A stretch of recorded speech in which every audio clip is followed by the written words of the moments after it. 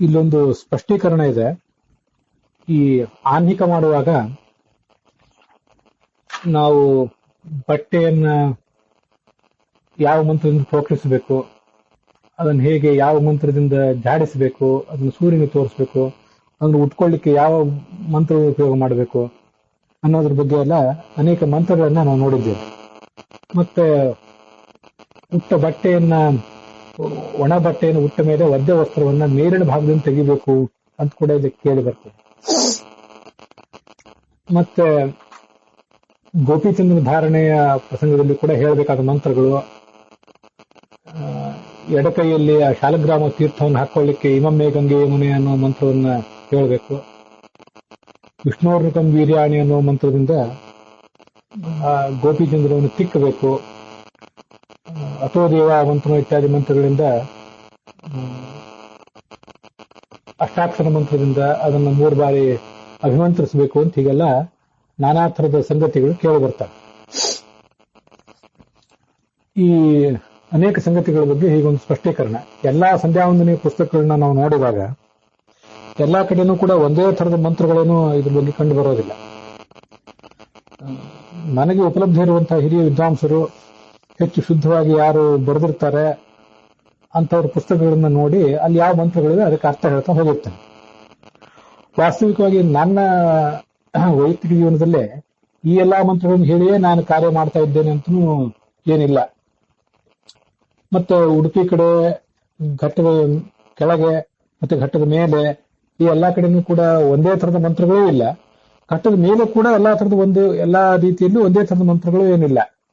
ಘಟ್ಟದ ಕೆಳಗೆ ಉಡುಪಿಯ ಸಂಪ್ರದಾಯದಲ್ಲೂ ಬೇರೆ ಬೇರೆ ವಿದ್ವಾಂಸರು ಬರೆದಿದ್ರಲ್ಲಿ ಒಂದೇ ಥರದ ಮಂತ್ರಗಳು ಏನು ಕಂಡು ಬರೋದಿಲ್ಲ.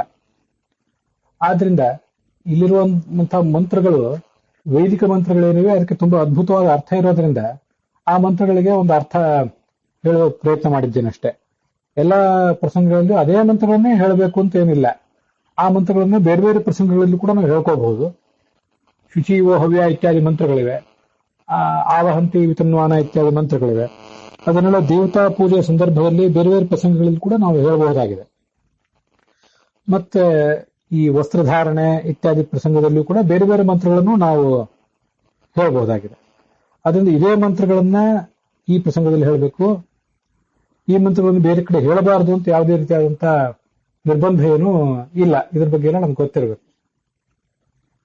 ಸದಾಚಾರ ಸ್ಮೃತಿಗೆ ಅನೇಕ ವ್ಯಾಖ್ಯಾನಗಳಿವೆ. ಒಂದೊಂದು ವ್ಯಾಖ್ಯಾನದಲ್ಲಿ ಒಂದೊಂದು ರೀತಿಯಾಗಿ ಅದನ್ನ ವರ್ಣಿಸ್ತಾರೆ. ಉತ್ತರೀಯ ವಸ್ತ್ರವನ್ನು ತಲೆಗೆ ಸುತ್ತಬೇಕು, ಉಡುವ ವಸ್ತ್ರವನ್ನ ಸೊಂಟಕ್ಕೆ ಸುತ್ತಿ, ಒದ್ದೆ ವಸ್ತ್ರವನ್ನ ಮೇಲಿಂದ ತೆಗಿಬೇಕು ಅಂತ ಹೀಗೆಲ್ಲ ವಿಧಾನಗಳಿವೆ. ಅನೇಕ ಜನ ಆಚಾರನಿಷ್ಠರಾದಂತಹ ವೈದಿಕರಾದವರೇ ಇದನ್ನ ಮಾಡ್ತಾ ಇಲ್ಲ. ಅನೇಕ ಸಂಗತಿಗಳು ಇಲ್ಲಿ ಹೇಳಲ್ಪಟ್ಟದ್ದೆಲ್ಲ ಕಾರ್ಯರೂಪಕ್ಕೆ ತರಲಿಕ್ಕೆ ಕಷ್ಟನೇ ಆಗಬಹುದು, ಅನೇಕ ರೀತಿಯಲ್ಲಿ ಕಷ್ಟ ಆಗಬಹುದು, ಅನಾನುಕೂಲಗಳು ಆಗಬಹುದು. ಆದ್ರಿಂದ ಅಲ್ಲೇನು ಸಂಪ್ರದಾಯಗಳಿವೆ ಅದನ್ನ ಅನೇಕ ಜನರು ಕೇವಲ ಸಾಂಕೇತಿಕವಾಗಿ ಮಾಡ್ತಾರೆ ಅಷ್ಟೇ ಹೊರತು ಸಾಂಗವಾಗಿ ಪೂರ್ಣವಾಗಿ ಅಲ್ಲಿರುವುದನ್ನೆಲ್ಲ ಯಾರೂ ಮಾಡ್ತಾ ಇಲ್ಲ ಅನ್ನುವುದು ನಮ್ಮ ಗಮನದಲ್ಲಿ ಇರಬೇಕು.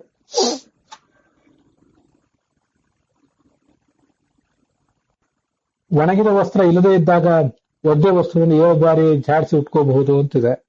ಸಾಧಾರಣವಾಗಿ ಈಗಿನ ಪ್ರಸಂಗದಲ್ಲಿ ಒದ್ದೆ ಬಟ್ಟೆ ಉಟ್ಕೊಂಡ್ರೆ ಅನಾರೋಗ್ಯಕ್ಕೆ ಕಾರಣ ಆಗುವುದರಿಂದ ಇದು ಊರ್ಣ ವಸ್ತ್ರವನ್ನ, ಉಣ್ಣೆ ವಸ್ತ್ರವನ್ನು, ಧಾಬಳಿ ಮತ್ತೆ ರೇಷ್ಮೆ ವಸ್ತ್ರ ಇತ್ಯಾದಿಗಳನ್ನು ಆ ಧಾಬಳಿ ಆಗಲಿ ರೇಷ್ಮೆ ವಸ್ತ್ರವಾಗಲಿ ಬೇರೆ ಯಾವುದೇ ಬಟ್ಟೆ ಜೊತೆಗೆ ಸಂಪರ್ಕ ಇಲ್ಲದೆ ಇರುವಂತೆ ನೋಡಿಕೊಂಡು ಆ ತರ ಅವುಗಳನ್ನು ಧಾರಣೆ ಮಾಡುವುದು ಹೆಚ್ಚು ಯೋಗ್ಯ ಈ ಒದ್ದೆ ವಸ್ತ್ರಕ್ಕಿಂತ.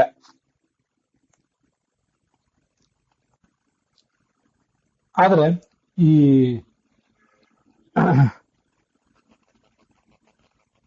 ಉತ್ತರೀಯ ವಸ್ತ್ರವನ್ನ ಹೊದ್ಕೊಳ್ಳುವುದ್ರ ಬಗ್ಗೆ ಮಾತ್ರ ಯಾವುದೇ ರೀತಿಯಾದಂತಹ ಒಂದು ಭಿನ್ನಾಭಿಪ್ರಾಯ ಇಲ್ಲ.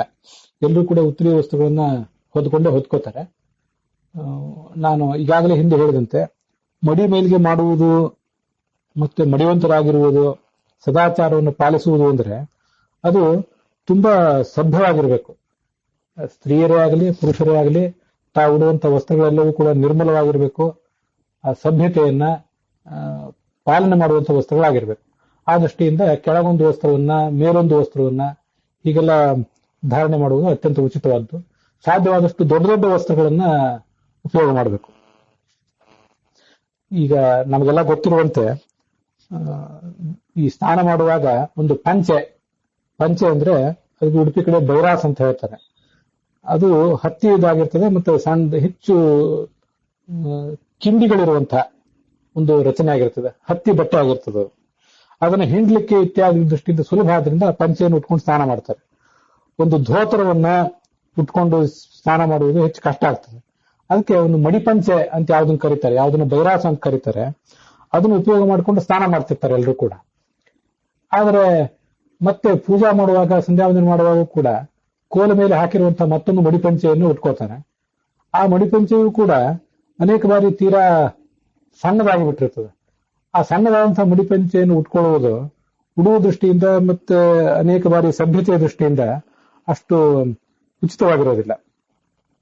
ನಾವೇನು ಧೋತ್ರಗಳನ್ನ ಯಾವುದನ್ನ ವೇಷ್ಟಿ ಅಂತ ಉಡುಪಿ ಕಡೆ ಕರೀತಾರೆ, ವೇಷ್ಟತೆ ಐತಿ ವೇಷ್ಟಿ. ವೇಷ್ಟತೆ ಅನ್ನೋದು ಸಂಸ್ಕೃತದ ಶಬ್ದವೇ, ಇಡೀ ಶರೀರವನ್ನೆಲ್ಲ ಮುಚ್ಚುವಂಥದ್ದು. ಮೊಣಕಾಲನ್ನ ದಾಟಿ ಕೆಳಗೆ ಬರುವಂತಹ ಮಡಿಪಂಚೆಗಳು ಇವೆ. ಅದಿಲ್ಲದೆ ಹೋದ್ರೆ ಧೋತ್ರವನ್ನಾದ್ರೂ ಮಡಿಯಲ್ಲಿ ಹಾಕಿದ್ದನ್ನ ಹಾಗೆ ಉಟ್ಕೋಬೇಕು. ಕೇವಲ ಸ್ನಾನಕ್ಕೆ ಮಾತ್ರ ಈ ಮಡಿಪಂಚೆ ಬೈರಾಸ ಅನ್ನೋದನ್ನ ಉಪಯೋಗ ಮಾಡಬೇಕು. ಬೇರೆ ಸಂದರ್ಭದಲ್ಲಿ ಧೋತ್ರವನ್ನೇ ಮೇಲೊಂದು ಕೆಳಗೊಂದು ಧರಿಸುವುದು ಹೆಚ್ಚು ಯೋಗ್ಯವಾದದ್ದು. ಈ ಮೇಲೊಂದು ಕೆಳಗೊಂದು ವಸ್ತ್ರ ಅಲ್ಲದೇನೆ ನಡುಪಟ್ಟಿಗೂ ಕೂಡ ಕೆಲವರು ಇನ್ನೊಂದು ವಸ್ತ್ರವನ್ನು, ಮೂರನೇ ವಸ್ತ್ರವನ್ನು ಕೆಲವರು ಧಾರಣೆ ಮಾಡ್ತಾರೆ. ಹಾಗೂ ಏನಾದರೂ ಮಾಡುವುದಿದ್ರೆ ಅದು ಯೋಗ್ಯವಾದದ್ದೇ. ಅಂತೂ ಮನುಷ್ಯ, ಸ್ತ್ರೀ ಆಗಲಿ ಪುರುಷನಾಗಲಿ, ಸಭ್ಯತೆಗೆ ಪೂರಕವಾದಂತಹ ಎಲ್ಲ ರೀತಿಯಾದಂತಹ ವಸ್ತ್ರದ ಏರ್ಪಾಡುಗಳನ್ನ ಅವರು ತಾವೇ ಮಾಡ್ಕೋಬೇಕು. ಇಂಥದೇ ವಸ್ತ್ರಗಳನ್ನು ಉಡಬೇಕು, ಹೀಗೆ ಮಾಡಬೇಕು ಅಂತ ಶಾಸ್ತ್ರದಲ್ಲಿ ವರ್ಣನೆ ಏನೂ ಇಲ್ಲ. ಅದ್ರ ಬಗ್ಗೆ ನಮ್ದು ಗಮನ ಇರಬೇಕು. ಸ್ತ್ರೀಯರ ವಸ್ತ್ರ ವಿಷಯಗಳಿಗೆ ಸಂಬಂಧಪಟ್ಟಂತೆ ಕೂಡ ನಾವೊಂದು ಸಮತೋಲನದ ದೃಷ್ಟಿಕೋನ ಕಾಪಾಡಿಕೊಳ್ಳೋದು ಒಳ್ಳೆಯದು. ಪುರುಷರಿಗೆ ಈಗ ನಾವು ನೋಡ್ತಾ ಇರುವಂತಹ ಆನ್ಮಿಕದ ಪುಸ್ತಕ ಇದೆಲ್ಲ ಪುರುಷರಿಗೆ ಸಂಬಂಧಪಟ್ಟದ್ದು. ಸ್ತ್ರೀಯರಿಗೆ ಸಂಬಂಧಪಟ್ಟಂತಹ ಆನ್ಮಿಕದ ಗ್ರಂಥ ಒಂದು ಬೇರೆನೇ ಇರ್ತದೆ ಸಾಮಾನ್ಯವಾಗಿ. ಆದ್ರೂ ಇಲ್ಲಿ ಬಂದಿರುವಂತಹ ಅನೇಕ ಆಚಮನ ವಿಧಾನ ಇತ್ಯಾದಿಗಳನ್ನೆಲ್ಲ ಸ್ತ್ರೀಯರು ಕೂಡ ಅನುಸರಿಸಬೇಕಾದ್ದು ಮುಖ್ಯವಾಗಿದೆ. ಅಲ್ಲಿ ಬಂದಿರುವಂತಹ ಪ್ರಾಣಾಯಾಮದ ವಿಧಾನಗಳನ್ನ ನೀವೆಲ್ಲರೂ ಕೂಡ ಅನೇಕ ಜನ ಸ್ತ್ರೀಯರು ಪುರುಷರು ಅದನ್ನು ಕೇಳ್ತಾ ಇದ್ದೀರಿ ಕೂಡ. ಹೀಗಿರುವಾಗ ಆ ವಸ್ತ್ರಧಾರಣೆ ಇತ್ಯಾದಿಗಳು ಕೆಲವು ಸಂಗತಿಗಳು ಸ್ತ್ರೀಯರಿಗೆ ಕೂಡ ಸಂಬಂಧಪಡ್ತವೆ. ಈ ಘಟ್ಟದ ಮೇಲೆ ಮತ್ತೆ ಉತ್ತರ ಭಾರತದಲ್ಲೆಲ್ಲ ಅನೇಕ ಕಡೆ ಕೂಡ ಗಂಡಸರಾದವರು ಕಚ್ಚೆ ಧಾರಣೆ ಮಾಡ್ತಾರೆ, ಅದು ನಿಮಗೆ ಗೊತ್ತಿದ್ದೇ ಇದೆ. ಘಟ್ಟದ ಕೆಳಗೂ ಕೂಡ ಕಚ್ಚೆ ಧಾರಣೆ ಎಲ್ಲರೂ ಮಾಡ್ತಾರೆ. ಪುರುಷರಾದವರು ಕಚ್ಚೆ ಧಾರಣೆ ಮಾಡುವುದು ದೇಶಾದ್ಯಂತ ಹೆಚ್ಚು ಕಡಿಮೆ ಸಮಾನವಾಗಿದೆ. ಅಂತ ಒಂದು ಕಚ್ಚೆಯನ್ನು ಧರಿಸಿಯೇ ಇಂಥ ಆನ್ಮಿಕ ಇತ್ಯಾದಿಗಳನ್ನು ಮಾಡಬೇಕು. ಆದ್ರೆ ಸ್ತ್ರೀಯರು ಕೂಡ ಕಚ್ಚೆ ಧಾರಣೆ ಮಾಡುವುದು ಕರ್ನಾಟಕದ ಉತ್ತರ ಭಾಗದಲ್ಲಿ, ಮಹಾರಾಷ್ಟ್ರದ ದಕ್ಷಿಣ ಭಾಗಗಳಲ್ಲಿ ಅಥವಾ ಮಹಾರಾಷ್ಟ್ರದ ಪೂರ್ಣವಾಗಿಯೂ ಇದ್ದಿರಬಹುದು, ಮತ್ತೆ ಆಂಧ್ರ ಪ್ರದೇಶದ ಕೆಲವು ಭಾಗ ಇತ್ಯಾದಿಗಳಲ್ಲಿ ಅದು ಕಂಡಿರ್ತದೆ. ಶ್ರೀವೈಷ್ಣವರು ಮೊದಲಾದವರು, ವಿಶಿಷ್ಟಾದ್ವೈತಿಗಳು ಮೊದಲಾದವರ ಪ್ರಸಂಗಗಳಲ್ಲಿ ಒಂದು ಒಳಕಚ್ಚೆ ಅಂತ ಧಾರಣೆ ಮಾಡ್ತಾರೆ ಸ್ತ್ರೀಯರಾದವರು.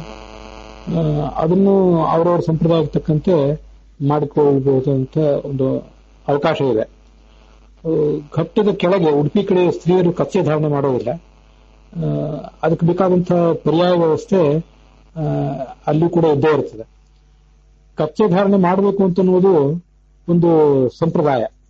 ಗಂಡಸರಿಗೆ ದೇಶಾದ್ಯಂತ ಆ ಕಚ್ಚೆ ಈ ಮಡಿ ಕೆಲಸವನ್ನು ಮಾಡುವಾಗ ಅದು ಕಡ್ಡಾಯ. ಈಶಾನ್ಯ ಭಾರತದಲ್ಲಿ ಎಲ್ಲ ಕಡೆನೂ ಕೂಡ ಕೃಷಿ ಕೆಲಸ ಮಾಡುವವರು ಕೂಡ ಒಂದು ತುಂಡು ಕಚ್ಚೆಯನ್ನು ಧಾರಣೆ ಮಾಡಿರ್ತಾರೆ. ಹಿಂದೂ ಧರ್ಮದ ಹೆಚ್ಚು ಸಂಪರ್ಕ ಇಲ್ಲದೇ ಇದ್ದಂಥವರು ಕೆಲವು ಆದಿವಾಸಿ ಮೂಲ ನಿವಾಸಿಗಳ ಧರ್ಮದಲ್ಲಿ ಕೂಡ ಒಂದು ತುಂಡು ಕಚ್ಚೆಯನ್ನು ಧಾರಣೆ ಮಾಡಿರ್ತಾರೆ. ಸ್ತ್ರೀಯರು ಮಾತ್ರ ಎಲ್ಲ ಕಡೆ ಕಚ್ಚೆಯನ್ನು ಧಾರಣೆ ಮಾಡಿರೋದಿಲ್ಲ. ಸ್ತ್ರೀಯರು ಕಚ್ಚೆ ಧಾರಣೆ ಮಾಡದೆ ಹೋದ್ರೆ ಅದೊಂದು ದೊಡ್ಡ ದೋಷವೂ ಏನಲ್ಲ, ದೊಡ್ಡ ದೋಷ ಅಲ್ಲ ಅಂತಲ್ಲ, ದೋಷವೂ ಅಲ್ಲ, ಅದು ಅವರವರ ಸಂಪ್ರದಾಯ. ಅದಕ್ಕೆ ಕಚ್ಚೆ ಧಾರಣೆ ಮಾಡದೆ ಹೋದ್ರೂ ಕೂಡ ಅದಕ್ಕೆ ಒಂದು ಪರ್ಯಾಯ ವ್ಯವಸ್ಥೆ ಅವರಲ್ಲಿ ಇದ್ದೇ ಇರ್ತದೆ. ಆದ್ರಿಂದ ಕಚ್ಚೆ ಧಾರಣೆ ಮಾಡದೆ ಹೋದ್ರೆ ಅದೊಂದೇನೋ ಮಹಾ ಅನರ್ಥ ಆಯಿತು ಅಂತ ಕಚ್ಚೆ ಧಾರಣೆ ಮಾಡುವವರು ಭಾವಿಸಬೇಕಾಗಿಲ್ಲ. ಮಾಡದೇ ಇದ್ದವರ ಮಡಿ ಮೇಲಿಗೆ ಅವರ ವ್ಯವಸ್ಥೆ ಅದು ಅವರಿಗೆ ಸಂಬಂಧಪಟ್ಟದ್ದು, ಮಾಡುವವರ ವ್ಯವಸ್ಥೆ ಅದು ಅವರಿಗೆ ಸಂಬಂಧಪಟ್ಟದ್ದು. ಹೀಗೆ ಅನೇಕ ಥರದ ವ್ಯವಸ್ಥೆಗಳು ವಸ್ತ್ರಧಾರಣೆಗೆ ಸಂಬಂಧಪಟ್ಟಂತೆ, ಆನ್ನಿಕಕ್ಕೆ ಸಂಬಂಧಪಟ್ಟಂತೆ ಬೇರೆ ಬೇರೆನೇ ಇರ್ತವೆ. ಆದ್ರಿಂದ ನಾವು ಅದನ್ನ ಪರಸ್ಪರರನ್ನ ಟೀಕೆ ಮಾಡದೇ ಇರೋದು ಒಳ್ಳೆಯದು. ಅವರವರ ಸಂಪ್ರದಾಯವನ್ನು ಅವರವರು ಪಾಲಿಸಬೇಕು. ಅನೇಕ ಜನ ವೈದಿಕರು, ವಿದ್ವಾಂಸರು, ಅವರ ಪತ್ನಿಯರು ಉಡುಪಿ ಕಡೆನೂ ಕೂಡ ಕೆಲವರು ಕಚ್ಚೆ ಧಾರಣೆ ಮಾಡ್ತಾರೆ. ಕೆಲವರು ಮಾಡದೆ ಹೋದ್ರೆ ಅದು ಅವರ ಸಂಪ್ರದಾಯಕ್ಕೆ ಅನುಗುಣವಾಗಿಯೇ ಇದೆ, ಅದರಲ್ಲಿ ಯಾವುದೇ ರೀತಿಯಾದಂತಹ ದೋಷ ಇಲ್ಲ ಅಂತ ಅನ್ನೋದನ್ನು ನಾವು ತಿಳ್ಕೊಳ್ಬೇಕು. ಗಂಡಸರಾದವರು ಮಾಡೇ ಮಾಡ್ತಾರೆ, ಹೆಂಗಸರಾದವರು ಮಾಡದೆ ಹೋದ್ರೆ ಅದರಲ್ಲಿ ಯಾವುದೇ ರೀತಿಯಾದಂತಹ ದೋಷವಿಲ್ಲ ಅನ್ನೋದನ್ನು ತಿಳ್ಕೊಳ್ಬೇಕು. ಮತ್ತೆ ಈ ಬಟ್ಟೆ ಎಲ್ಲ ಧಾರಣೆ ಮಾಡಿ ಆದ ಮೇಲೆ ಗೋಪಿಚಂದನವನ್ನ ಧಾರಣೆ ಮಾಡುವುದು ಇದೆ. ಆ ಗೋಪಿಚಂದನವನ್ನ ಶಾಲಗ್ರಾಮದ ತೀರ್ಥ, ನಿರ್ಮಾಲ್ಯ ತೀರ್ಥದಲ್ಲಿ ತಿಕ್ಕಬೇಕು. ಯಾವುದೋ ಒಂದು ಕೇವಲ ನೀರಿನಲ್ಲಿ ಸೌಂಡ್ ಯಾವುದೋ ಒಂದು ಥಾಲಿಯಲ್ಲಿ ಅಥವಾ ಕವಳಿಗೆಯಲ್ಲಿ ನೀರೇನು ಇಟ್ಕೊಂಡಿರ್ತೇವೆ, ಆ ನೀರಿನಲ್ಲಿ ಅದನ್ನ ತಿಕ್ಕಬಾರದು. ನಿರ್ಮಾಲ್ಯ ತೀರ್ಥದಲ್ಲಿ ಅದನ್ನು ತಿಕ್ಕಬೇಕು. ಅದಕ್ಕಾಗಿ ಏನ್ ಮಾಡಬೇಕು, ಅದರಲ್ಲೂ ಬೇರೆ ಬೇರೆ ರೀತಿಯಾದ ಪದ್ಧತಿಗಳಿವೆ, ಅದನ್ನು ಇಲ್ಲಿಗ ವರ್ಣಿಸ್ತೇನೆ. ವಸ್ತ್ರ ಉಟ್ಟು ಆಚಮನ ಮಾಡಬೇಕು. ಮೊದಲು ಆಚಮನ ಅಂತ ಅನ್ನೋದು ಎಲ್ಲಾ ಕ್ರಿಯೆಗಳಿಗೂ ಒಂದು ಅಂಗ. ಆ ಶಾಲಗ್ರಾಮ, ಸುದರ್ಶನ ಇತ್ಯಾದಿಗಳು ಏನಿರ್ತವೆ ಅವನ್ನೆಲ್ಲ ಒಂದು ಬಾರಿ ಕಲಿ ವಿಸರ್ಜನೆ ಮಾಡಬೇಕು. ಮೊದಲೊಂದು ಬಾರಿ ಮೇಲಿರುವಂತ ಹೂ ತುಳಸಿ ಇತ್ಯಾದಿಗಳನ್ನು ತೆಗೆದು ಕಲಿ ವಿಸರ್ಜನೆ ಮಾಡಬೇಕು. ಶಾಲಗ್ರಾಮ ಶಿಲಾಯಾಂತು ನಿತ್ಯಂ ಸನ್ನಿಹಿತ ಕಲಿಹಿ ಭೀಮಸೇನ ಮಹಾಬಾಹೋ ಗದಯ ಪೋಷೋ ಪ್ರಭೋ ಅಂತೇಳಿ ಅದು ಪೂಜೆಗೆ ಸಂಬಂಧಪಟ್ಟ ಮಂತ್ರ ಆಗಿದೆ. ಆದ್ರೂ ಇಲ್ಲಿ ಅನೇಕ ಜನ ಮಾಡ್ತಾರೆ ಅದನ್ನ, ಅದಕ್ಕಾಗಿ ಈ ಪ್ರಸಂಗದಲ್ಲಿ ಮಾಡ್ತಾರೆ ಆದ್ರಿಂದ ಹೇಳ್ತಿದ್ದೇನೆ. ಶಾಲಗ್ರಾಮ ಶಿಲೆಯಲ್ಲಿ ನಿತ್ಯವೂ ಕಲಿ ಇರ್ತಾನೆ. ಭೀಮಸೇನ ಮಹಾಬಾಹೋ ಪರಾಕ್ರಮಿಯಾದ ಭೀಮಸೇನೇ ಗದೆಯಿಂದ ಆ ಕಲಿಯನ್ನು ಹೊಡೆದಟ್ಟು ಅಂತ ಅವನು ಪ್ರಾರ್ಥನೆ ಮಾಡಬೇಕು. ನೀರು ಹಾಕಿ ಶಾಲಗ್ರಾಮ ಇತ್ಯಾದಿಗಳನ್ನು ತೊಳೆಯಬೇಕು. ಇದಾದ್ಮೇಲೆ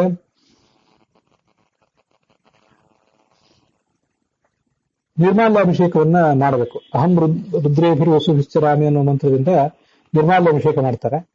ನಿರ್ಮಾಲ್ಯಾಭಿಷೇಕ ಮಾಡಿ ಮುಗಿಸಿ ಆ ತೀರ್ಥವನ್ನ ವಿಶ್ವಾಯ ನಮಃ, ತೈಜಸಾಯ ನಮಃ, ಪ್ರಾಜ್ಞಾಯ ನಮಃ ಅಂತ 3 ಬಾರಿ ಸ್ವೀಕಾರ ಮಾಡ್ತಾರೆ.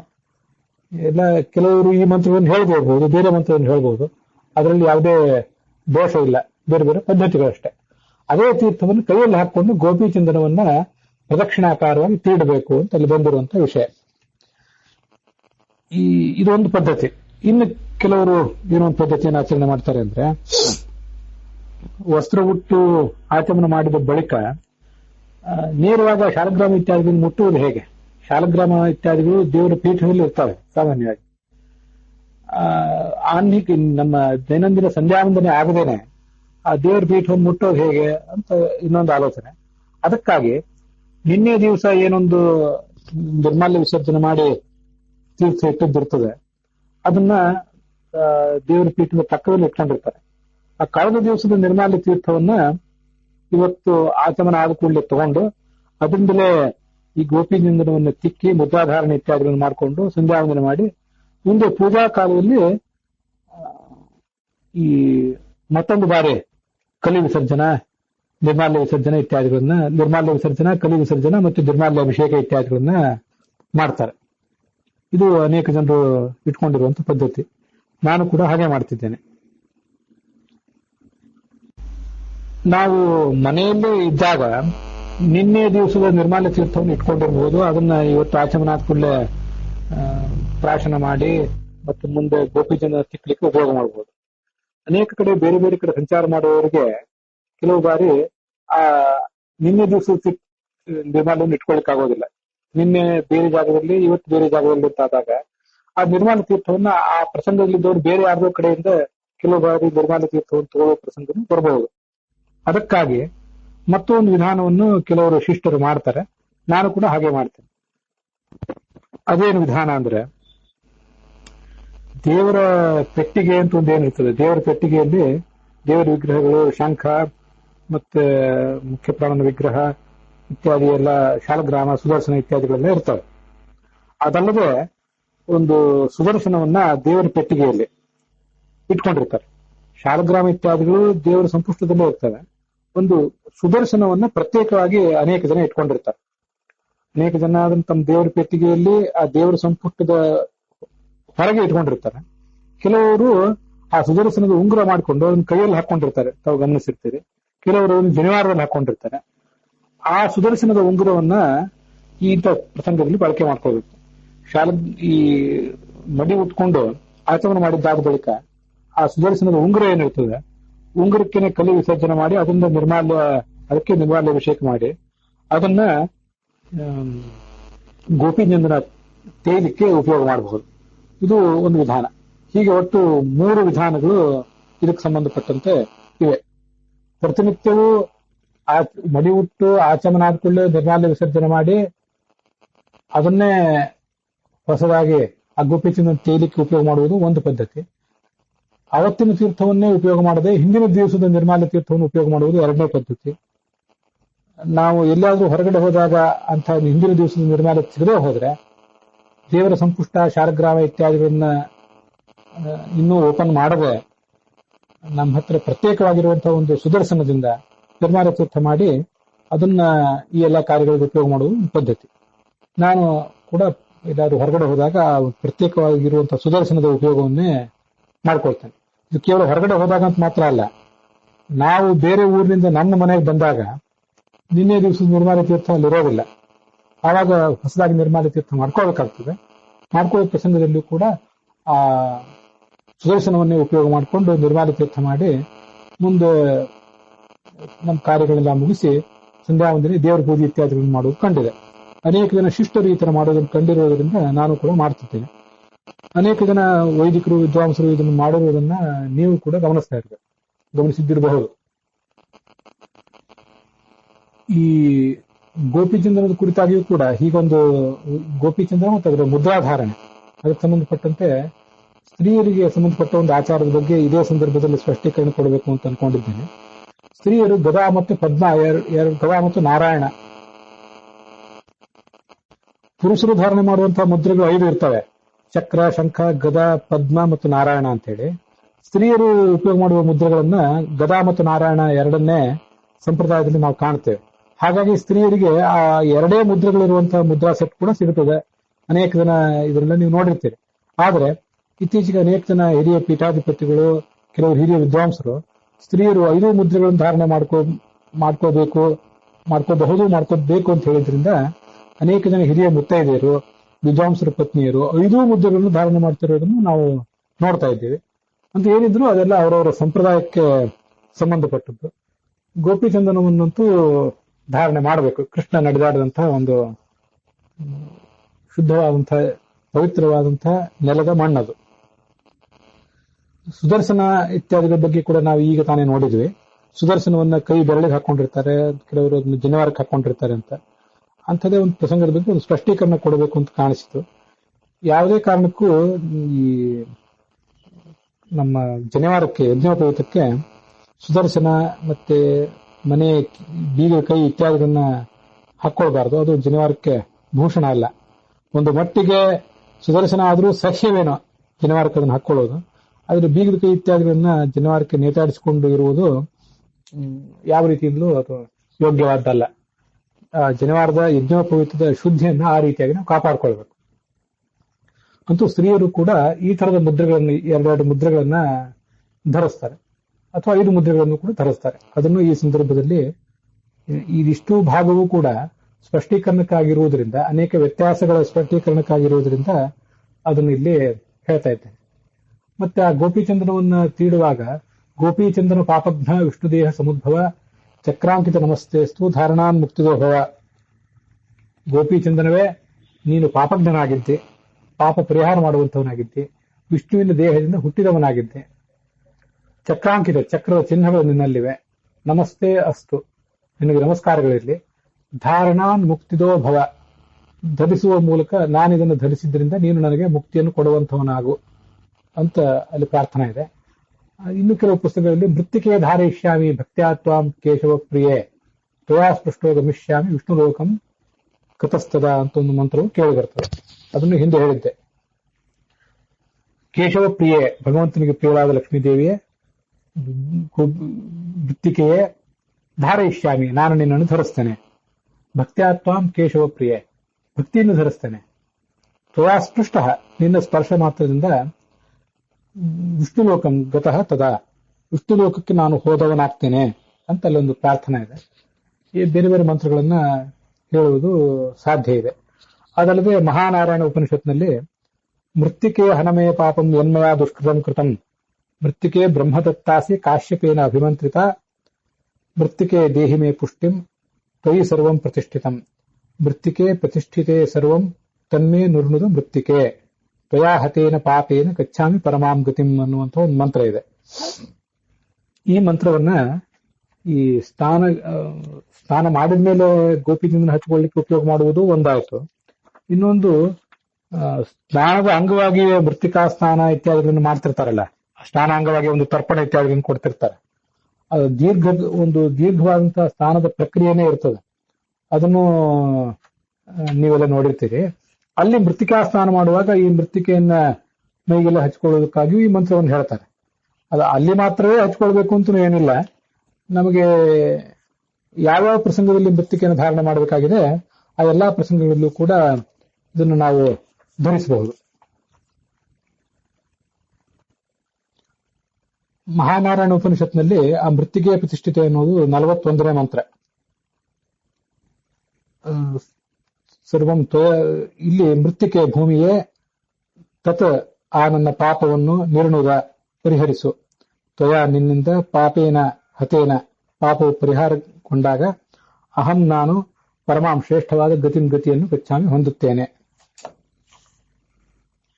ಅದರಲ್ಲಿ ಪೂರ್ವ ಭಾಗದ ಮಂತ್ರ ಹೀಗಿದೆ: ಮೃತ್ತಿಕೆ ಭೂದೇವಿಯೇ ಮಯ ನನ್ನಿಂದ ಯತ್ ಯಾವ ದುಷ್ಕೃತಂ ಕೆಟ್ಟ ಕಾರ್ಯವು ಕೃತಂ ಮಾಡಲ್ಪಟ್ಟಿದೆಯೋ ಮೇ ನನ್ನ ತತ್ ಆ ಪಾಪವನ್ನು ಹನ ನಾಶಪಡಿಸು. ಮೃತ್ತಿಕೆ ಭೂಮಿಯೇ ನೀನು ಬ್ರಹ್ಮದತ್ತ ಸೃಷ್ಟಿಕರ್ತನಾದ ಚತುರ್ಮುಖನಿಂದ ಅಥವಾ ಸ್ವಯಂ ಪರಮಾತ್ಮನಿಂದ ನಮಗಾಗಿ ಕೊಡಲ್ಪಟ್ಟವಳು. ಕಶ್ಯಪ ಮುನಿಯಿಂದ ಅಭಿಮಂತ್ರಿಸಲ್ಪಟ್ಟವಳು. ಈ ಪರಶುರಾಮರು ಯಜ್ಞ ಮಾಡಿ ಕಶ್ಯಪರಿಗೆ ಋಷಿಗೆ ಭೂಮಿಯನ್ನು ಕೊಟ್ಟರಲ್ಲ, ಆ ಸಂದರ್ಭದಲ್ಲಿ ಕಶ್ಯಪರು ಭೂಮಿಯನ್ನು ಅಭಿಮಂತ್ರಿಸಿದ್ದಿರಬೇಕು ಅಂತ ಕಾಣಿಸ್ತದೆ. ಕೆಲವರು ವಿದ್ವಾಂಸರ ಹತ್ರ ಹೇಳಿರೋದನ್ನು ಕೇಳಿದ್ದೀನಿ. ಆದ್ರಿಂದ ಅವಳಿಗೆ ಕಾಶ್ಯಪಿ ಎನ್ನುವಂತ ಹೆಸರು ಕೂಡ ಇದೆ. ನನಗೆ ಪುಷ್ಟಿ, ದೇಹ ಮನಸ್ಸುಗಳ ಪುಷ್ಟಿಯನ್ನು ಕೊಡೋ. ತ್ವಯಿ ನಿನ್ನಲ್ಲಿ ಸರ್ವಂ ಎಲ್ಲವೂ ಕೂಡ, ಬಲವಂತನಿಗೆ ಬೇಕಾದ್ದೆಲ್ಲವೂ ಕೂಡ ಪ್ರತಿಷ್ಠಿತವಾಗಿದೆ ಅಂತ ಹೀಗೆ ಕೇಳಿ ಬರ್ತದೆ. ಮೃತ್ತಿಕಾ ಸ್ನಾನ ಅಂತನ್ನುವುದು ಸ್ನಾನಕ್ಕಿಂತ ಪೂರ್ವಭಾವಿಯಾಗಿ ಆ ಮೃತ್ತಿಕೆಯನ್ನೇ ಮೈಗೆ ಹಚ್ಕೊಂಡು ಮಾಡ್ತಾರೆ. ಸಾಂಕೇತಿಕವಾಗಿ ಆ ಮಣ್ಣನ್ನು ಹಚ್ಕೊಂಡಾದ್ರೂ ಮಾಡ್ತಾರೆ. ಗೋಪಿ ಚಂದನವೂ ಕೂಡ ಒಂದು ರೀತಿಯಾದಂತಹ ಮೃತ್ತಿಕೆನೇ, ಅದು ಒಂದು ಪ್ರದೇಶದ ಮೃತ್ತಿಕೆ ಅಷ್ಟೇ, ಬೇರೆ ಏನಲ್ಲ. ಆದ್ರಿಂದ ಗೋಪಿ ಚಂದನವನ್ನು ಕೂಡ ಮೃತ್ತಿಕೆ ಅಂತ ಪ್ರಾರ್ಥನೆ ಮಾಡುವುದು ತಪ್ಪೇನಲ್ಲ. ಇದಲ್ಲದೆ ಅಶ್ವಕ್ರಾಂತೆ ರಥಕ್ರಾಂತೆ ಅಂತ ಇನ್ನೊಂದು ಮಂತ್ರವನ್ನು ಕೂಡ ನಾನು ಹೇಳಿದ್ದೆ. ಆ ಮಂತ್ರವನ್ನು ಕೂಡ ನಾವು ಹೇಳ್ಕೊಳ್ಬಹುದಾಗಿದೆ. ಅಶ್ವಕ್ರಾಂತೆ ರಥಕ್ರಾಂತೆ ವಿಷ್ಣುಕ್ರಾಂತೆ ವಸುಂಧರೆ ಶಿರಸಾಧಾರಯಿಷ್ಯಾಮಿ ರಕ್ಷಸ್ವಮಾಂ ಪದೇ ಪದೇ. ನನ್ನನ್ನ ನೀನು ಹೆಜ್ಜೆ ಹೆಜ್ಜೆಗೂ ಕೂಡ ರಕ್ಷಿಸಬೇಕು ಅಂತ ಆ ಪೃಥ್ವಿಯ ಪ್ರಾರ್ಥನಾ ಒಂದಲ್ಲಿ ಕೇಳಿಬರ್ತದೆ. ಹೀಗೆ ಅವರವರ ಅನುಕೂಲಕ್ಕನುಗುಣವಾಗಿ ಯಾವುದೇ ಮಂತ್ರಗಳನ್ನಾದರೂ ಆತ ಧರಿಸಬಹುದು. ಅಶ್ವಕ್ರಾಂತಿ ಎನ್ನುವುದು ಮಹಾನಾರಾಯಣ ಉಪನಿಷತ್ನಲ್ಲಿ 38ನೇ ಮಂತ್ರ. ಭೂಮಿರ್ಧೇನುರ್ಧರಣಿ ಲೋಕಧಾರಿಣಿ ಉದ್ಧತಾಸಿ ವರಾಹೇಣ ಕೃಷ್ಣೇನ ಶತವಾಹುನ ಅಂತನ್ನೋದು 39ನೇ ಮಂತ್ರ. ಈ ಭೂಮಿಗೆ ಭೂಮಿ ಅಂತನೂ ಧೇನು ಅಂತನೂ ಹೆಸರಿದೆ. ಧರಣಿ ಜಗತ್ತನ್ನು ಧರಿಸುವಂಥದ್ದು. ಧೇನು ಅಂದ್ರೆ ಆಕಳು ಅಂತ ಅರ್ಥ. ಆಕಳು ಹೇಗೆ ಎಲ್ಲರಿಗೂ ಪುಷ್ಟಿಯನ್ನು ಒದಗಿಸ್ತದೋ ತನ್ನ ಹಾಲಿನ ಮೂಲಕ, ಹಾಗೆ ಭೂಮಿಯು ಕೂಡ ಪುಷ್ಟಿಯನ್ನು ಒದಗಿಸ್ತದೆ. ಲೋಕಧಾರಿಣಿ, ಲೋಕವನ್ನು ಧರಿಸುವಂತಹ ಒಂದು ಶಕ್ತಿ ಇದು. ಭೂಮಿ ನಮಗೆ ಭಾವಯತಿ ಇತಿ ಭೂಮಿ ಅಂತ ಅದನ್ನ ನಾವು ವಿಗ್ರಹ ಮಾಡ್ಕೊಳ್ಬಹುದು. ನಮ್ಮೆಲ್ಲರನ್ನು ತನ್ನ ಮೇಲೆ ಇರಗೊಟ್ಟಿದ್ದಾಳೆ ಈಕೆ. ನಮ್ಮಲ್ಲಿ ನಮ್ಮ ಜೀವನವನ್ನೆಲ್ಲ ನಡೆಸುವಂಥಳು. ನಾವಿಲ್ಲಿ ಇರುವುದು ಅಂದ್ರೆ ಕೇವಲ ಉಸಿರಾಡ್ತಾ ಇರುವುದಲ್ಲ, ಇಲ್ಲಿ ಇದ್ದು ಬೆಳೆಯನ್ನ ಬಿತ್ತಿ ಅದನ್ನು ಕೊಯ್ಲು ಮಾಡಿ ಆಹಾರವನ್ನು ತಿಂದು ಬದುಕುವಂಥವ್ರು ನಾವೇ ಆಗಿದ್ದೇವೆ. ನಮ್ಮ ಎಲ್ಲ ರೀತಿಯಾದ ಸಾಧನೆಗಳಿಗೂ ಕೂಡ ಈ ಭೂಮಿ ದೇವಿಯೇ ಕಾರಣಳಾಗಿದ್ದಾಳೆ. ಉದ್ಧತಾಸಿ ವರಾಹೇಣ, ವರಾಹನಿಂದ ಕೃಷ್ಣೇನ ಶತಬಾಹುನ ಅನಂತ ಬಾಹುವಾದ ವರಾಹನಿಂದ ಅವಳು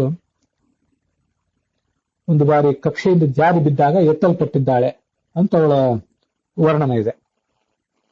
ವರಾಹನ ಪತ್ನಿಯು ಕೂಡ ಅವಳಾಗಿದ್ದಾಳೆ. ಆದ್ರಿಂದ ಅವಳನ್ನ ವಿಷ್ಣುಕ್ರಾಂತೆ ಮತ್ತೆ ಕ್ರೋಡಕ್ರಾಂತೆ ಅಂತ ವರ್ಣನೆ ಮಾಡ್ತಾರೆ.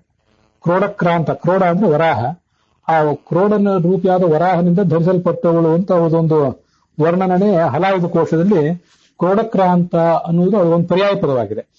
ವಿಷ್ಣುಕ್ರಾಂತ ಅನ್ನುವುದು ಇಲ್ಲೇ ಮಹಾನಾರಾಯಣ ಉಪನಿಷತ್ನಲ್ಲಿ 38ನೇ ಮಂತ್ರದಲ್ಲಿ ಬಂದಿದೆ. ವಿಷ್ಣುಕ್ರಾಂತ ಅನ್ನುವ ಶಬ್ದವೇ ವರಾಹ ರೂಪಿಯಾದ ಭಗವಂತನಿಂದ ಧರಿಸಲ್ಪಟ್ಟವಳು ಅನ್ನೋ ಅರ್ಥವನ್ನ ಸೂಚನೆ ಮಾಡ್ತದೆ. ಕೇವಲ ತ್ರಿವಿಕ್ರಮ ರೂಪಿಯಾದ ಭಗವಂತನಿಂದ ಅಂತ ಅರ್ಥ ಅಲ್ಲ. ಯಾಕಂದ್ರೆ ವಿಷ್ಣು ಅನ್ನುವ ಶಬ್ದ ವರಾಹ ರೂಪಿಯಾದ ಭಗವಂತನನ್ನು ಹೀಗೆ ಹೇಳ್ತದೆ.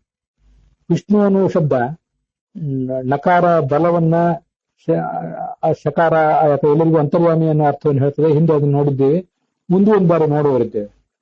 ಆ ವಿಷ್ಣು ಅನ್ನೋ ಶಬ್ದವನ್ನ ವಿಷ್ಣವೇ ನಮಃ ಅಂತ ನಾವು ಹೇಳಿದರೆ ಅದು ಸಂಹಿತಾ, ಎಲ್ಲ ವೇದಗಳ ಸಂಹಿತಾ ಪಾಠ ಆಗ್ತದೆ. ಆ ಸಂಹಿತಾ ಪಾಠದಿಂದ ಪ್ರತಿಪಾದನಾದವನು ವರಾಹ ರೂಪಿಯಾದ ಭಗವಂತ. ಪೃಥ್ವೀಸ್ಥೋ ವರಾಹಸ್ತು ಸಂಹಿತಾ ದೇವದೋದಿತ. ಪೃಥ್ವಿಯಲ್ಲಿ ಇರುವ ಭಗವಂತನೇ, ವರಾಹ ರೂಪಿಯಾದ ಭಗವಂತನೇ ಸಂಹಿತಾ ಪಾಠದಿಂದ ಪ್ರತಿಪಾದ್ಯನಾಗಿದ್ದಾನೆ. ಮತ್ತೆ ಆ ಶಬ್ದವನ್ನು ಬಿಡಿಸಿ ಹೇಳಿದರೆ ವಿಷು ಪ್ಲಸ್ ನವೇ ನಮಃ ಅಂತ ಹೀಗೆ ಹೇಳಿದರೆ ಅದು ಪದಪಾಠವಾಗ್ತದೆ. ಆ ಪದಪಾಠದಿಂದ ಪ್ರತಿಪಾದ್ಯನಾದವನು ವಾಮನ ರೂಪಿಯಾದಂತಹ ಭಗವಂತ. ದಿವಿಷ್ಠೋ ವಾಮನಶ್ಚೈವ ಸಂಪ್ರೋಕ್ತಃ ಪದದೇವತ. ಮುಂದೆ ಅದೇ ಮಂತ್ರವನ್ನು ಕ್ರಮರೂಪದಲ್ಲಿ ಹೇಳಿದರೆ ವಿಷ್ಣವೇ ಪ್ಲಸ್ ನವೇ ಪ್ಲಸ್ ನಮಃ ಹೀಗೆ ಹೇಳಿದ್ರೆ ಅದು ಕ್ರಮಪಾಠ ಆಗ್ತದೆ. ಕ್ರಮಪಾಠದಿಂದ ಪ್ರತಿಪಾದ್ಯನಾದವನು ಅಂತರಿಕ್ಷದಲ್ಲಿರುವಂತಹ ನರಸಿಂಹ. ನೃಸಿಂಹಸ್ತು ಅಂತರಿಕ್ಷಸ್ಥಃ ಭಗವಾನ್ ಕ್ರಮದೇವತ. ದಿವಿಷ್ಠ ವಾಮನಃ ಸಂಪ್ರೋಕ್ತಃ ಪದದೇವತ ಅಂತ ಹೀಗೆ ಐತರೇಯ ಉಪನಿಷತ್ ಭಾಷ್ಯದಲ್ಲಿ ಹೇಳ್ತಾರೆ. ಆದ್ರಿಂದ ವಿಷ್ಣವೇ ನಮಃ ಅನ್ನುವುದು ಸಂಹಿತಾ ಪಾಠ, ಅದು ವರಾಹನನ್ನ ಹೇಳ್ತದೆ. ವಿಷು ಪ್ಲಸ್ ನವೇ ನಮಃ ಅನ್ನುವುದು ಪದಪಾಠ, ಅದು ವಾಮನನನ್ನು ಹೇಳ್ತದೆ. ವಿಷ್ಣವೇ ಪ್ಲಸ್ ನವೇ ಪ್ಲಸ್ ನಮಃ ಅನ್ನುವುದು ಕ್ರಮಪಾಠ, ಅದು ನರಸಿಂಹನನ್ನು ಹೇಳ್ತದೆ. ಆದ್ರಿಂದ ವಿಷ್ಣುಕ್ರಾಂತೆ ಅಂದ್ರೂ ಮತ್ತೆ ಕ್ರೋಡಕ್ರಾಂತ ಅಂದ್ರೂ ಅರ್ಥ ಒಂದೇ. ಹೀಗೆ ಆ ವರಾಹ ರೂಪಿಯಾದ ಭಗವಂತನಿಂದ ಎತ್ತಿ ಹಿಡಿಯಲ್ಪಟ್ಟವಳು. ಆಕೆ ಕೆಳಗೆ ಬಿದ್ದಾಗ ಆತ ಆಕೆಯನ್ನು ಎತ್ತಿ ಹಿಡಿದಿದ್ದಾನೆ ಅನ್ನುವ ಅರ್ಥ ಅಲ್ಲಿ ಕಾಣಿಸ್ತದೆ. ಅದಲ್ಲದೆ ಕ್ರಾಂತ ಅನ್ನುವ ಶಬ್ದ ಮುಟ್ಟಲ್ಪಟ್ಟವಳು ಅನ್ನೋ ಅರ್ಥವನ್ನು ಹೇಳ್ತದೆ. ವರಾಹ ರೂಪಿಯಾದ ಭಗವಂತನ ಪತ್ನಿ ಆಕೆ, 18ನೇ ಕಕ್ಷಾದಲ್ಲಿರುವಂತಹ ಭೂದೇವತೆ.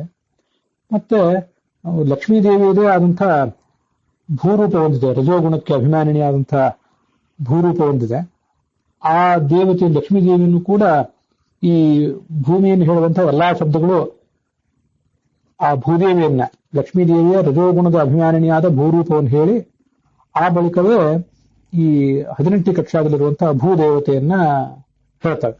ಆದ್ರಿಂದ ವಿಷ್ಣುಕ್ರಾಂತೆ ಕ್ರೋಡಕ್ರಾಂತೆ ಅನ್ನುವುದು ಆ ಪತಿ ಪತ್ನಿಯರಲ್ಲಿರುವಂತಹ ಒಂದು ಸಂಬಂಧ ಏನಿರ್ತದೆ ಅದನ್ನು ಕೂಡ ಆ ಶಬ್ದವು ತೋರಿಸ್ತಾ ಇದೆ. ಕ್ರಾಂತ ಅನ್ನುವ ಶಬ್ದ ಆ ಗಂಡನ ಪತಿಯಾದಂತಹ ವರಾಹನ ಒಂದು ಪ್ರೇಮಪೂರ್ಣವಾದ ಸ್ಪರ್ಶವನ್ನ ಆತ ಏನ್ ಮಾಡಿದ್ದಾನೆ ಭೂದೇವಿಗೆ ಅದನ್ನ ಅದು ತೋರಿಸ್ತದೆ. ಅದಕ್ಕಾಗಿ ಅನೇಕ ಕಡೆ ಆ ವರಾಹ ರೂಪಿಯಾದ ಭಗವಂತನ ವಿಗ್ರಹಗಳು ನೀವು ನೋಡಿರ್ಬೇಕು. ತುಂಬಾ ಸುಂದರವಾದಂತಹ ವಿಗ್ರಹಗಳು ಇರ್ತವೆ. ವರಾಹ ರೂಪಿಯಾದ ಭಗವಂತನ ವಿಗ್ರಹ ಕೆಲವು ಬಾರಿ ನಮಗೆ ಅಭಿಮುಖವಾಗಿರ್ತದೆ, ಪೂಜಕನಿಗೆ ಅರ್ಚಕನಿಗೆ ಅಭಿಮುಖವಾಗಿ ವರಾಹನ ಮುಖ ಇರ್ತದೆ. ಇನ್ನು ಕೆಲವು ವರಾಹನ ವಿಗ್ರಹಗಳನ್ನು ನೋಡಿದ್ದೇನೆ. ಅವು ಇನ್ನು ಕೆಲವು ವರಾಹನ ಮೂರ್ತಿಗಳಿರ್ತವೆ.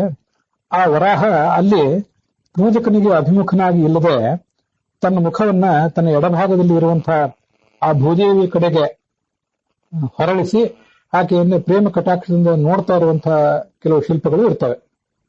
ಹೀಗದು ಅವೆಲ್ಲ ಕ್ರೋಡಕ್ರಾಂತ ಅಥವಾ ವಿಷ್ಣುಕ್ರಾಂತ ಅನ್ನುವ ಆ ಭೂದೇವಿಯ ವರ್ಣನ. ಅದೆಲ್ಲ ಈ ವೈದಿಕ ಮಂತ್ರಗಳ ಕುರಿತಾಗಿ ಇಷ್ಟ್ಯಾಕೆ ಹೇಳ್ತಾ ಇದ್ದೇನೆ ಅಂತಂದ್ರೆ, ನಮ್ಮ ನಿತ್ಯಾನುಷ್ಠಾನ ಎಲ್ಲವೂ ಕೂಡ ಸಂಧ್ಯಾ ವಂದನಕ್ಕಿಂತ ಪೂರ್ವಭಾವಿಯಾಗಿ ಮಾಡಬೇಕಾದ ಅನೇಕ ಕಾರ್ಯಗಳು, ಸಂಧ್ಯಾ ವಂದನ, ದೇವರ ಪೂಜೆ, ಬ್ರಹ್ಮಯಜ್ಞ, ವೈಶ್ವದೇವ, ಬಲಿಹರಣ ಮತ್ತೆ ಶ್ರಾದ್ದ ಇತ್ಯಾದಿ ಎಲ್ಲ ಕಾರ್ಯಗಳು ಕೂಡ ಅನೇಕ ಪುರಾಣಗಳು ಇತ್ಯಾದಿಗಳು ರಚನೆ ಆದ ಮೇಲೆ, ಇತ್ತೀಚೆಗೂ ಕೂಡ ಆಚಾರ್ಯರು ಅವತರಿಸಿ ಬಂದ ಮೇಲೆ ಕೂಡ ಅವರು ರಚನೆ ಮಾಡಿರುವ ಅನೇಕ ಶ್ಲೋಕಗಳು, ಅದಕ್ಕಿಂತ ಮುಂಚೆ ಪುರಾಣದಲ್ಲಿ ಕಂಡು ಬಂದಿರುವಂತಹ ಅನೇಕ ಶ್ಲೋಕಗಳು ಇತ್ಯಾದಿಗಳನ್ನೆಲ್ಲ ಒಳಗೊಂಡು ಕಾಲ ಕಾಲಕ್ಕೆ ಅದು ವಿಕಾಸವನ್ನು ಪಡಿತಾ ಇರುವಂತಹ ಪ್ರಕ್ರಿಯೆ ಈ ನಿತ್ಯಾನುಷ್ಠಾನ ಎಲ್ಲ. ಅನೇಕ ಪುರಾಣ ಶ್ಲೋಕಗಳಿವೆ. ಆಚಾರ್ಯರು ರಚನೆ ಮಾಡಿದ ಪುರಾಣ ಶ್ಲೋಕಗಳನ್ನೇ ಅನೇಕ ಶ್ಲೋಕಗಳನ್ನೇ ಇವತ್ತು ನಾವು ನಮ್ಮ ನಿತ್ಯಾನುಷ್ಠಾನದಲ್ಲಿ ನೋಡ್ತೇವೆ. ಆಚಾರ್ಯರ ಕುರಿತಾಗಿ ಇರುವ ಶ್ಲೋಕಗಳನ್ನು ಕೂಡ ನಮ್ಮ ಪೂಜಾ ಇತ್ಯಾದಿ ಕಡೆಗಳಲ್ಲಿ ನಾವು ನೋಡ್ತೇವೆ.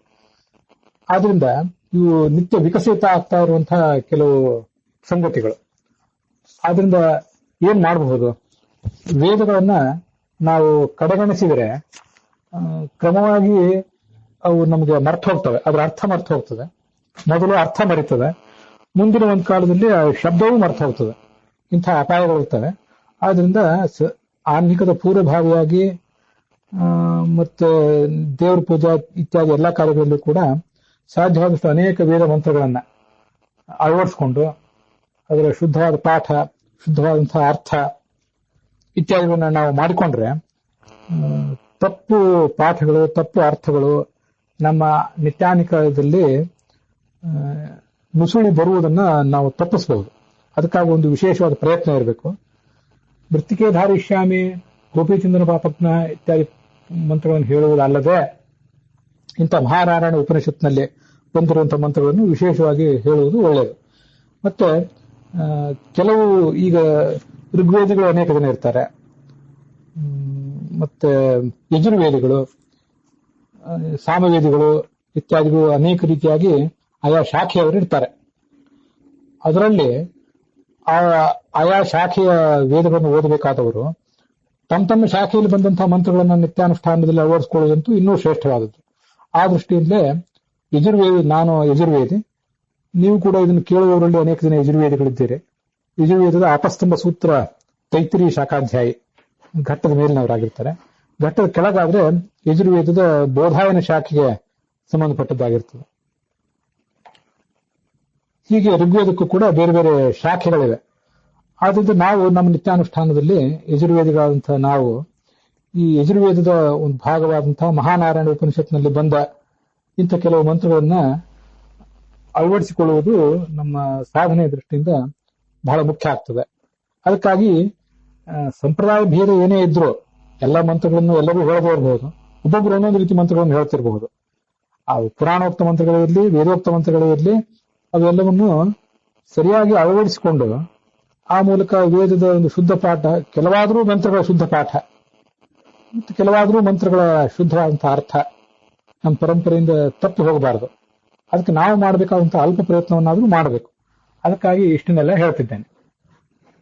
ಗೋಪಿಚಂದ್ರವನ್ನ ಪ್ರಾರ್ಥನೆ ಮಾಡಲಿಕ್ಕೆ ಗೋಪಿಚಂದ್ರನ ಪಾಪಜ್ಞ ಅಂತ ಹೇಳುವುದಲ್ಲದೇನೆ ಈ ಅಶ್ವಕ್ರಾಂತಿಯ ರಥಕ್ರಾಂತಿ ಅನ್ನೋ ಮಂತ್ರವನ್ನು ಹೇಳಬಹುದು. ಮತ್ತೆ ಇಮಮ್ಮೆ ಗಂಗೆ ಯಮುನೆ ಅನ್ನುವ ಮಂತ್ರವನ್ನ ಹೇಳಿ ಶಾಲಗ್ರಾಮ ತೀರ್ಥವನ್ನ ಎಡಗೈಯಲ್ಲಿ ಧರಿಸಬೇಕು. ಮುಂದೆ ವಿಷ್ಣುವರ್ಣಕಂ ಇತ್ಯಾದಿ ಮಂತ್ರಗಳನ್ನು ಹೇಳಿ ಆ ಮಂತ್ರಗಳ ಅನುಸಂಧಾನದ ಜೊತೆಗೆ ಗೋಪಿಚಂದ್ರವನ್ನು ತಿಕ್ಕಬೇಕು. ಗೋಪಿಚಂದ್ರವನ್ನ ಅಥೋ ದೇವ ಇತ್ಯಾದಿ ಮಂತ್ರಗಳಿಂದ ಅಭಿಮಂತ್ರಿಸಬೇಕು ಅಂತೆಲ್ಲ ಕೇಳಿ ಬರ್ತದೆ. ಅವುಗಳ ಅರ್ಥವನ್ನ ಮುಂದೆ ಹೇಳ್ತೇನೆ. ಇಲ್ಲಿ ಏನಾದ್ರೂ ಸಂಪ್ರದಾಯ ಭೇದಗಳು ಇದ್ದಿರಬಹುದು. ಎಲ್ಲರೂ ಇದೇ ಮಂತ್ರಗಳನ್ನೇ ಹೇಳಿಯೇ ಆ ಎಲ್ಲಾ ಕಾರ್ಯಗಳನ್ನು ಮಾಡ್ತಾರೆ ಅಂತಿಲ್ಲ. ಆದ್ರೂ ಆ ವೇದ ಮಂತ್ರಗಳು, ಈ 3 ವೇದ ಮಂತ್ರಗಳನ್ನು ಇನ್ನು ಮುಂದೆ ನಾವು ನೋಡ್ಬೇಕಾಗಿದೆ. ಆ ಎಲ್ಲ ವೇದ ಮಂತ್ರಗಳ ಅರ್ಥಗಳನ್ನ ಇನ್ನು ಮುಂದಿನ ಭಾಗದಲ್ಲಿ ನೋಡೋಣ. ಇದಕ್ಕಿರುವಂತಹ ಅನೇಕ ವ್ಯತ್ಯಾಸಗಳು, ಸಂಪ್ರದಾಯ ಪ್ರಭೇದಗಳು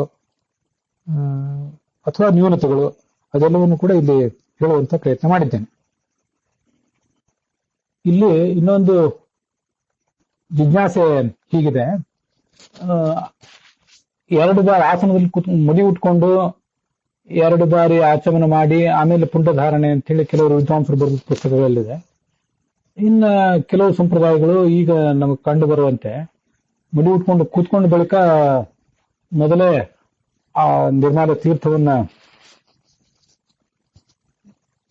ತಗೊಂಡು ಗೋಪಿಚಂದನವನ್ನ ಧರಿಸಿ ಅದಾದ ಬಳಿಕ ಅದನ್ನ ಪ್ರಾಶನ ಮಾಡಿ ಮುಂದೆ ಈ ಆಚಮನ ಇತ್ಯಾದಿಗಳನ್ನು ಮಾಡಿ ಕಾರ್ಯಗಳನ್ನ ಪ್ರಾರಂಭಿಸ್ತಾರೆ. ಹೀಗೆ ಬೇರೆ ಬೇರೆ ತರದ ಸಂಪ್ರದಾಯಗಳಿವೆ. ಆಚಮನ ಮೊದಲು ಮಾಡಿ ಆಮೇಲೆ ಗೋಪಿಚಂದ್ರ ಧಾರಣೆಯೋ ಅಥವಾ ಗೋಪಿಚಂದ್ರನ ಧಾರಣೆ ಮೊದಲು ಮಾಡಿ ಆಮೇಲೆ ಆಚಮನವೋ ಅಂತ ಒಂದು ಸಂಶಯ ಬರಬಹುದು. ಯಾಕೆಂದ್ರೆ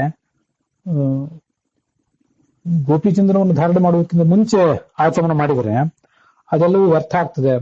ಊರ್ಧ್ವಪುಂಡ ವಿಹೀನಸ್ಯ ಶ್ರೌತ ಸ್ಮಾರ್ತಾರಿಕಾ ಕ್ರಿಯಾ ವಿಫಲಾಹ ಭವಂತಿ ಅಂತ ಒಂದು ವಾಕ್ಯ ನಂಗೆ ನೆನಪಿಗೆ ಬರ್ತಾ ಇದೆ. ಪೂರ್ಣವಾಗಿ ನೆನಪಿಗೆ ಬರ್ತಿಲ್ಲ, ಆದರೂ ತಮ್ಮ ಎದುರಿಗೆ ಹೇಳಿದ್ದೇನೆ.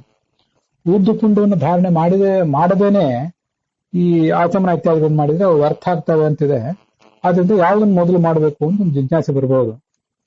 ಈ ಎಲ್ಲಾ ಜಿಜ್ಞಾಸೆಗಳಿಗೂ ನಾವು ಇದಮಿತ್ತಂ ಅಂತ ನಮ್ಮಂಥವರು ಉತ್ತರ ಹೇಳೋದು ಕಷ್ಟವೇ. ಇಲ್ಲಿ ಊರ್ಧ್ವಪುಂಡವನ್ನು ಧರಿಸದೆ ಅಂದ್ರೆ ಗೋಪಿಚಂದನ ಇತ್ಯಾದಿಗಳನ್ನು ಧರಿಸದೆ ಯಾವುದೇ ಕಾರ್ಯವನ್ನು ಮಾಡಿದ್ರೆ ಅದು ವ್ಯರ್ಥ ಅಂತ ಏನ್ ಹೇಳ್ತಾರಲ್ಲ, ಸಂಧ್ಯಾ ವಂದನೆ, ದೇವ್ರ ಪೂಜೆ, ಬ್ರಹ್ಮಯಜ್ಞ ಇತ್ಯಾದಿ ಎಲ್ಲಾ ಕಾರ್ಯಗಳಿಗೂ ಅದು ಮೀಸಲಾಗ್ತದೆ. ಊರ್ಧ್ವಪುಂಡವನ್ನು ಧರಿಸದೆ ಆ ಕಾರ್ಯಗಳನ್ನು ಮಾಡಿಬಿಟ್ರೆ ಅದೆಲ್ಲ ವ್ಯರ್ಥ ಆಗ್ತದೆ. ಆದ್ರೆ ಆ ಆನಿಕವನ್ನೇ ಇನ್ನೂ ಪ್ರಾರಂಭ ಮಾಡುವುದಕ್ಕಿಂತ ಮುಂಚೆ ಮಡಿ ಉಟ್ಕೊಂಡು ಕೂತ್ಕೊಳ್ಳುವ ವ್ಯಕ್ತಿ ಮೊದಲು ಒಂದು ಬಾರಿ ಆಚಮನ ಮಾಡೋದನ್ನ ಅನೇಕ ಜನರು ಶಿಷ್ಟರು ಮಾಡೋದನ್ನ ನಾನು ನೋಡಿದ್ದೇನೆ. ನಾನು ಕೂಡ ಹಾಗೆ ಮಾಡ್ತೇನೆ. ಅಲ್ಲಿ ಆಚಮನ ಮಾಡುವುದೇನಿದೆಯಲ್ಲ, ಇದು ಸಂಧ್ಯಾ ವಂದನೆ ಇತ್ಯಾದಿ ಯಾವುದೇ ಒಂದು ಕ್ರಿಯೆಯ ಅಂಗವಾಗಿ ಅಲ್ಲ, ಕೇವಲ ಒಂದು ಬೇಸಿಕ್ ಶುದ್ಧಿ, ಅದು ಪ್ರಾಥಮಿಕ ಶುದ್ಧಿಗಾಗಿ. ಈಗೊಂದು ಸ್ನಾನ ಮಾಡಿದ್ರಿಂದ, ಸ್ನಾನದಲ್ಲಿ ಮಂತ್ರ ಸ್ನಾನ ಮತ್ತೆ ಮೃತ್ತಿಕಾ ಸ್ನಾನ ಮಾಡಿದ್ದರಿಂದ ಒಂದು ರೀತಿಯ ಶುದ್ಧಿ ಆಗಿದೆ. ಬಟ್ಟೆಯನ್ನು ಕೂಡ ಶುದ್ಧ ಮಾಡಿಕೊಂಡು ಧರಿಸಿದ್ದೇವೆ. ಇದೆಲ್ಲ ಆದ್ಮೇಲೆ ಒಂದು ಪ್ರಾಥಮಿಕ ಶುದ್ಧಿಗಾಗಿ ಆ ಭಗವಂತನ ನಾಮಗಳನ್ನು ಹೇಳಿಕೊಂಡು ಆಚಮನ ಮಾಡುವುದು. ಹಾಗೆ ಮಾಡ್ಲಿಕ್ಕೇನು ತಪ್ಪಿಲ್ಲ ಅಂತ ಕಾಣಿಸ್ತದೆ. ಕೇವಲ ಪ್ರಾಥಮಿಕ ಆಚಮನ ಮಾತ್ರ ಅದು. ಅದಾದ್ಮೇಲೆ ಆ ನಿರ್ಮಾಲ್ಯದಿಂದ ಊರ್ಧ್ವಪುಂಡವನ್ನು ಧಾರಣೆ ಮಾಡೋದು. ಅಲ್ಲೂ ಕೂಡ ಒಂದು ಬಾರಿ ನಿರ್ಮಾಲ್ಯವನ್ನು ಪ್ರಾಶನ ಮಾಡ್ತಾರೆ ಅನೇಕ ಜನ. ನಾನು ಪ್ರಾಶನ ಮಾಡ್ತೇನೆ.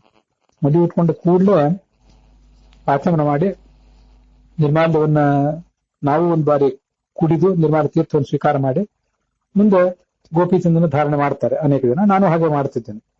ಮುಂದೆ ಆ ಸಂಧ್ಯಾವಂದನೆ ಇತ್ಯಾದಿಗಳನ್ನು ಮಾಡುವಾಗ ಏನು ಆಚಮನ ಮಾಡ್ತೀವಿ ಅದು ಆ ಸಂಧ್ಯಾವಂದನೆಯ ಅಂಗವಾಗಿ ಮಾಡುವಂತ ಆಚಮನ.